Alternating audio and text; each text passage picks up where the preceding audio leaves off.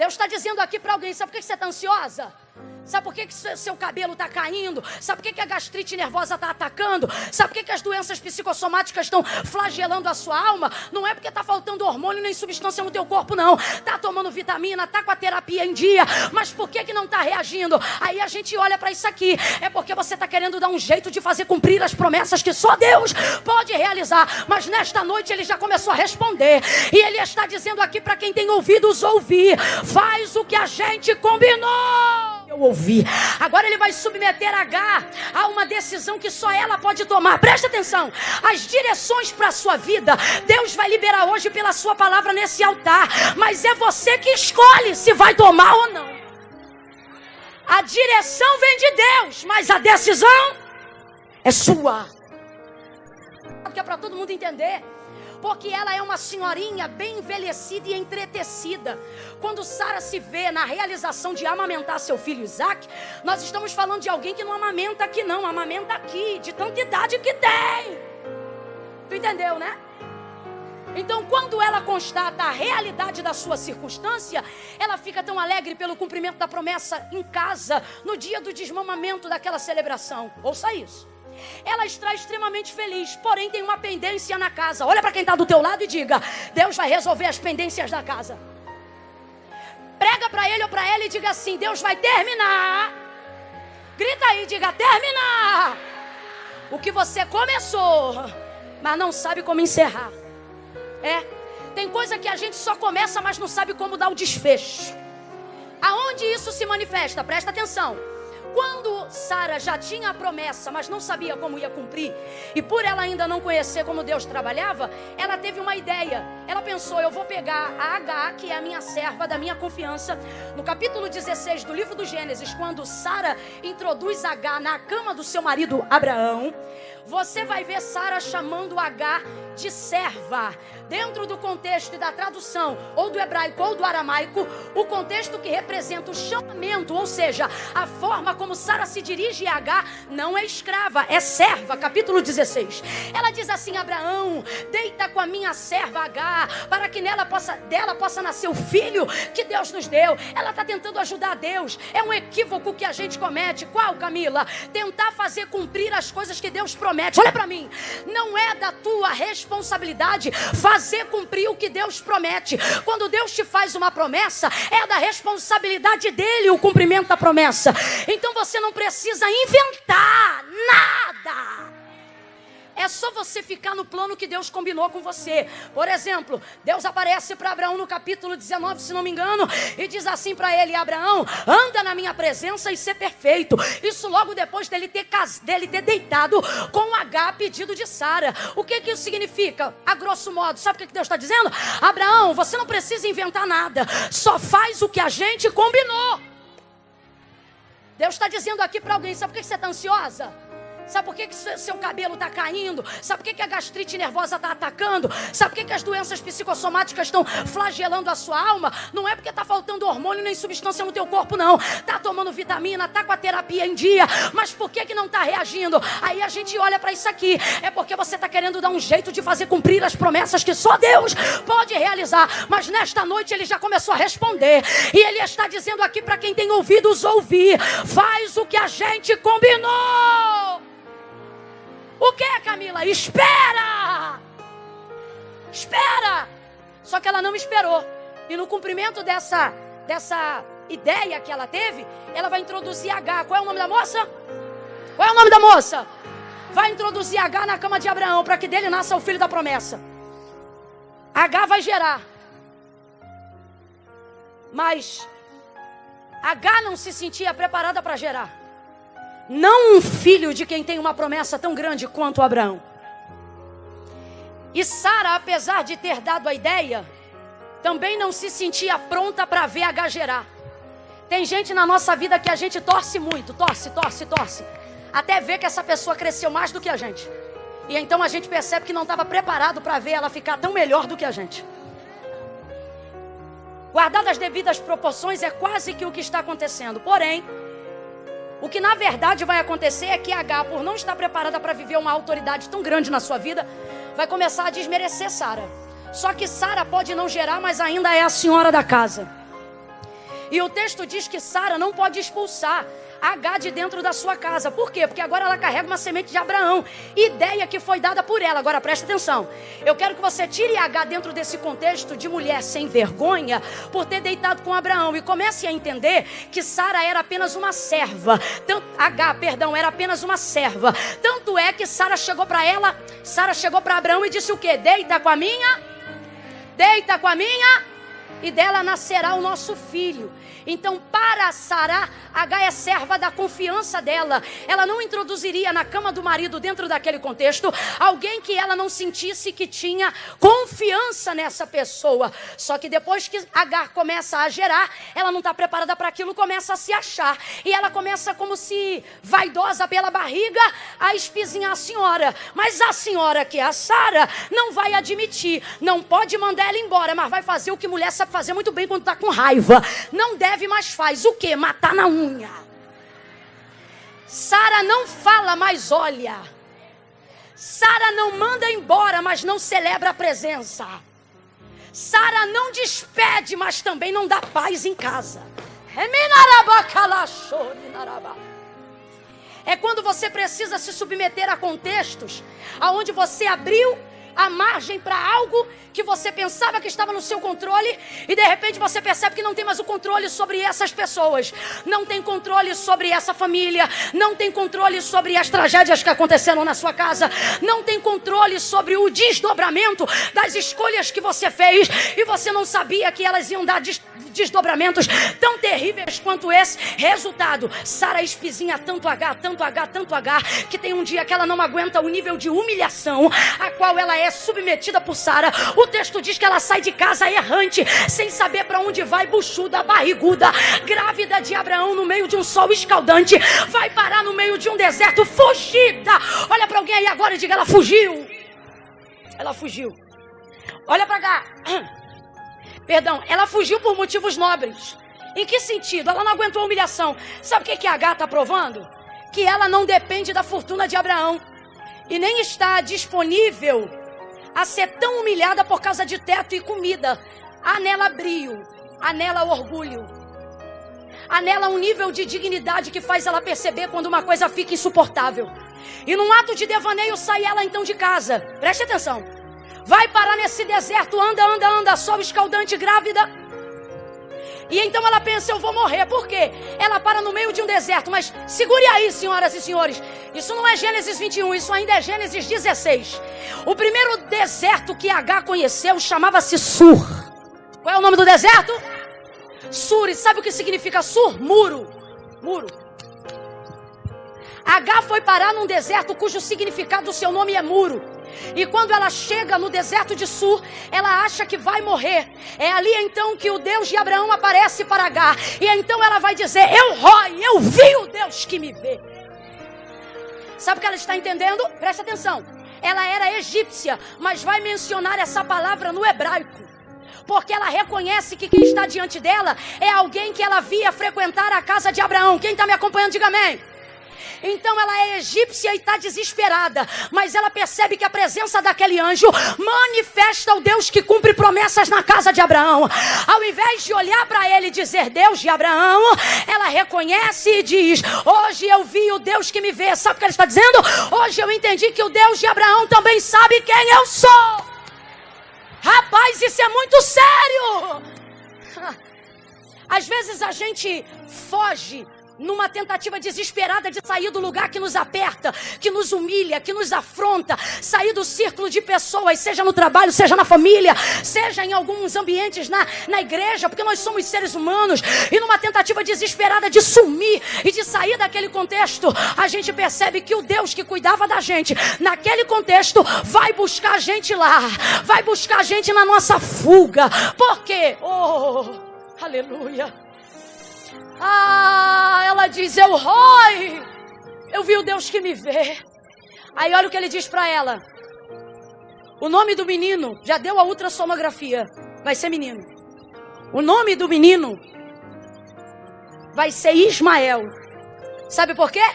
Ele diz: porque o Senhor ouve. Não, você não está entendendo, eu vou te explicar. Quando ela diz assim, eu vi o Deus que me vê, ela está dizendo, agora eu vejo que Deus me vê. Mas quando ele responde essa conclamação que ela faz, dizendo o nome do menino será Ismael, sabe o que ele está dizendo para ela? Eu não apenas vejo, eu também. Oh, meu Deus. O que ele está dizendo para ela é, Agar, eu não só vejo, eu também.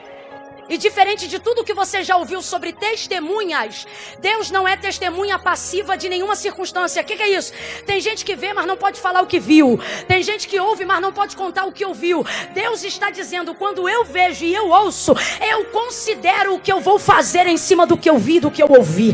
Agora ele vai submeter Agar a uma decisão que só ela pode tomar. Presta atenção. As direções para a sua vida, Deus vai liberar hoje pela sua palavra nesse altar. Mas é você que escolhe se vai tomar ou não.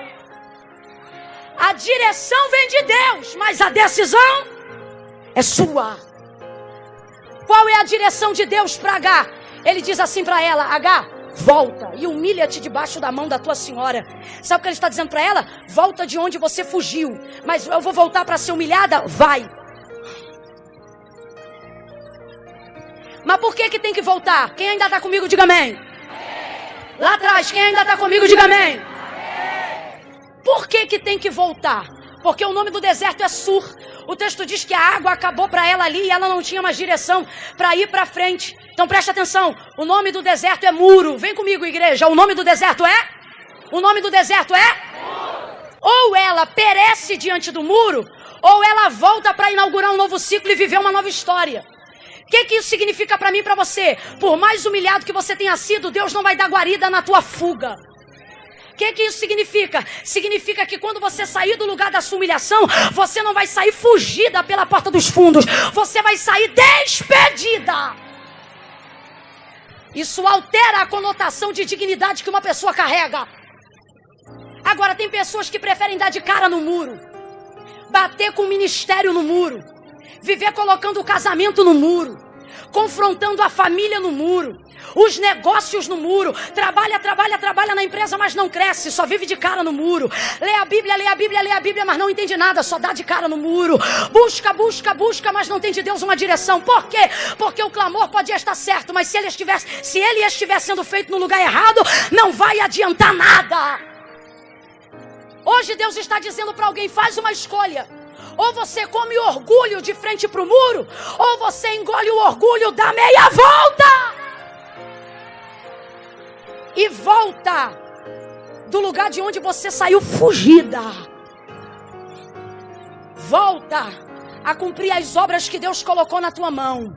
Volta a exercer o ministério que Ele te deu.